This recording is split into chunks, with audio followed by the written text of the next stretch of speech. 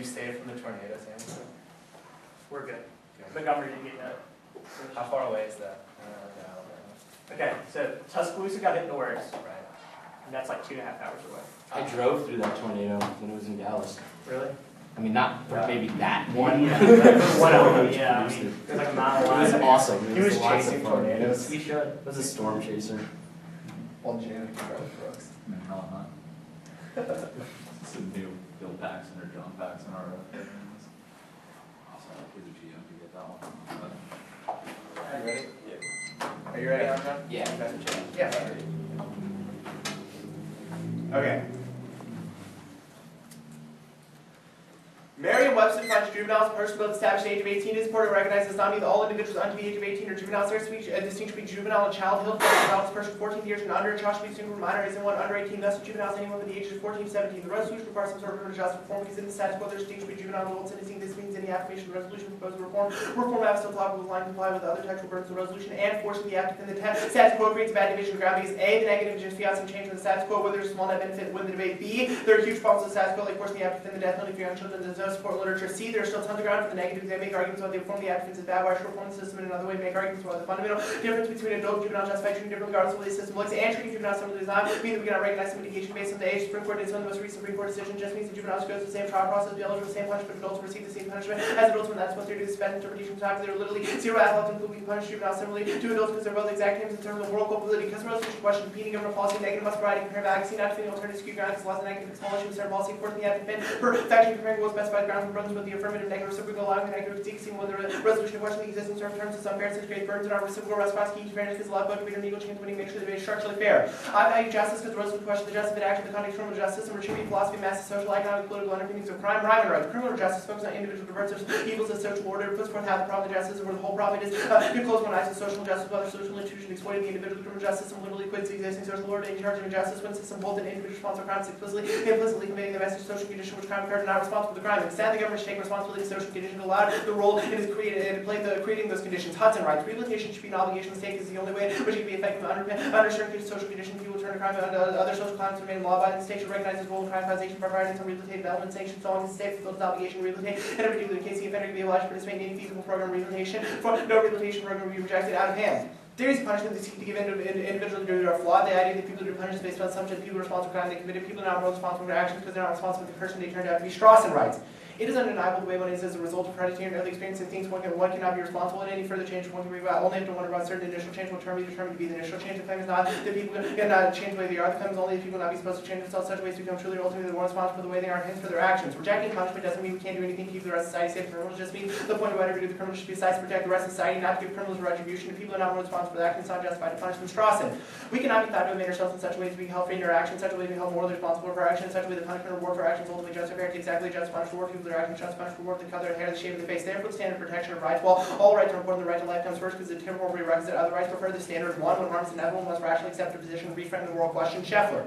Either A1 will harm P1 or 5 other 18 will identically harm P2 could be 6. Some inviolable person is violated and feel this value of unviolated life for this value of violation of life cannot possibly provide a satisfactory answer to the question. The choice between one person inflicting a relatively number small violation and 5 persons inflicting a relatively large number of violation of equal weight from the personal standpoint. 2 deontology always collapses into space view of justice because action traits are shown on the basis of some greater and like pleasure. We can't measure a negative right violation of the public conception of the good and the government cannot concern itself with severely limiting side constraints. Its overriding purpose promote best consequences. Waller writes, all public policy entails some redistribution, economic, political resource, public policy, marketing must be justified by the public. Such justification cannot simply be assumed by invoking some a priori higher order principle. Deontologically based ethical consistent have to be a practical limitation based on public policy a priori order principles and not suggest appropriate policy and the created regimen of regulatory unreasonableness while failing to adequately address the problem actually making worse. Policy making ethical duty steps possible policy alternative the problem they address requires means and language methodology utilitarian ethics. My advocacy is that juveniles ought to be treated in criminal justice systems so on the rehabilitation of criminals. Contention 1 is that rehabilitation is effective at reducing crime. Those competent studies prove even lowest redirection of specific rehab greater than the best results. Sanction produce Lipstein colon. This review is attempting to catalog every meta-analysis conducting the study of correctional intervention. Every meta-analysis study to compare recidivism outcome for offender receiving greater versus less than no sanction found the best modest recidivism reduction. The greatest sanction. Every meta-analysis are samples study comparing offenders who receive rehabilitation treatment. Those who not found lower recidivism those in the treatment condition least mean reduction is greater than the largest mean reduction reported by any meta-analysis sanction. And rehabilitation is effective at reducing recidivism among adults and juveniles. Landenberg et al. Several well-conducted meta-analysis identify cognitive behavioral theories, particularly effective in intervention reducing recidivism juvenile adult peers and look, including the conducted meta-analysis, seeking out research study covering both behavioral cognitive behavioral programs. They found median recidivism reduction treated was about 30%. It is worth noting there was no relationship between effect size and whether treated with juvenile or adult. And Landenberg and Lipsy's analysis reached incredible conclusions. They explain. Compared to a control group, recidivism 0.4 also represent decrease of recidivism rate of 0.19. The treatment group is a 52% decrease overall. It's not a mathematical projection beyond what appears in the data. An odds ratio of 2.86 is the 82nd percentile distribution effects for the FDA study. In that analysis, TOC DP reported in the year 2007 juveniles committed 97,070 violent crimes. Contention 2 because you didn't cut cards. My interpretation for the base of the act should be allowed to perform the punishment aspect of current criminal justice as long as there are literature on both sides of the debate. Reason to prefer 1. Ground forcing the act to defend status quo puts the act at structural disadvantage. First, no ask me the negative interpretation because every act requires some degree of performance and status quo is not the act. This is key difference because I literally can't reach the top of the act under their interpretation. Second, under their interpretation, the act supports defending positions that are really fall defend the literature life without parole. Since for juveniles are internationally condemned, there's zero literature defending the practice. This puts the act in unique disadvantage because unfortunately 100% defense argument tried out with other offense will the negative generate offense on the act and always win. Tiebreaker by having the risk of offense access literature on both sides of the debate is key to see making empirical claims that are structural defend to be eternally debate. If I cannot recognize empirics and challenge probabilities impacts and ground is key to fairness because it ensures both debater an equal chance of winning. Furthermore, ground law has the biggest impact in the debate while some position may be more predictable than others. If the act supports defend a particular position makes it nearly impossible to win, still not be fair. 2. Predictability. 1. Big A. My interpretation is entirely predictable. Little a. It can't be derived from the text. It can be derived from the text resolution because part of the criminal justice and the status quo with rehabilitation. I just emphasize it. B. I still treat juveniles and adults similarly, which is what the topic requires me to do. Big B. Counterpunch check back any predictability loss. If I can defend any system of punishment is different rehabilitation means even if the one sees my most predictable argument. The topics are always something you read as an answer. So once you have to check this back, I want to see how others have been treating juvenile and adults in a similar system of rehabilitation, which proves that there's literature on this debate. Your predictability argument just conflates. I wasn't ready with predictability. C. It's the TOC. I've been reading this rehabilitation since day 1. If you really are ready to go on the debate, you deserve to lose. You're going to say it's not what you do, it's what you justify. Potential abuse of the motor because it creates an infinite regress. Well, anything can be potentially abusive in, even if it is a voter for actual abuse, really because of verifiable already occurred and disclosure checks. This has been on the wiki since day 1.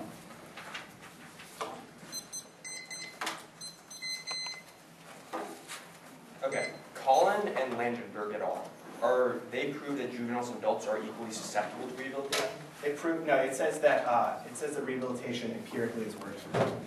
For both, to the same degree? When you say that, like, have they had the same recidivism effects? Yeah, the argument in the Landenberger et al. analysis says that the effect size was not dependent on whether or not they were juvenile or adult. It just says that it worked for both of them. It wasn't reliant on whether. Okay, but did they receive the same treatment? Yeah. Where are they? So this one is talking about the meta-analysis of every form of rehabilitation in general. This one is talking about a specific kind of treatment that they received. And it says there was no relationship between the effect size and whether or not they were juveniles or adults. Okay.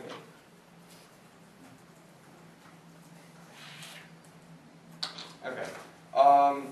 So the theory at the bottom just says that you can change the system. You don't have to defend the status quo. Yeah. Okay.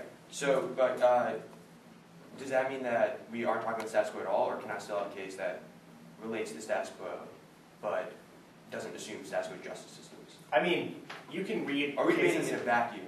You can read cases about the status quo, but you have to if not you're talking like, about. Not talking about. yeah. I can't talk about retribution in the adult system and rehab on that. You cannot indict retribution in the adult Right. system because Okay. it doesn't link to my habits. Okay, sure. What's the comparing worlds argument and the implications of it? Well, the argument is that you should have to defend a comparative advocacy.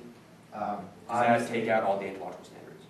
It depends, right? Like if your argument is like the juvenile system is not susceptible to these deontological problems, you can't just be like, there is a deontological violation on the app. You have to show why that violation does not occur in the world of the negative, or why that argument is relevant, right? You can't just Okay, say. I have to accept indicts to the negative world. I have to You have accept to establish a negative rule, what you will defend. And I have to accept indicts. Defend disadvantages. Okay. Yeah. Okay. What's the link story with this? Is standard based on utilitarianism? In a more nuanced way. My argument How is is it that nuanced? because the Ryman, the Hudson, and the Strawson arguments set up that our first obligation should be to uncover the things that, like, root causes of crime. Where are they? So these are the framework arguments right here. Ryman, Hudson, Strawson. I think you have one of the Strawson. Here's the other Strawson card. Okay. Videos right here. Okay, So the argument is that our obligation first is to uncover and adopt policies that uncover the root cause of crime, right? So even if utilitarianism is not... how does that not presuppose an ends-based system of justice? Because the argument is that it's an obligation on the state, right? How do you justify that obligation without appealing to the end state of affairs? Because it's an appeal to the recognition of what causes crime, right? It says that... Yeah, it's,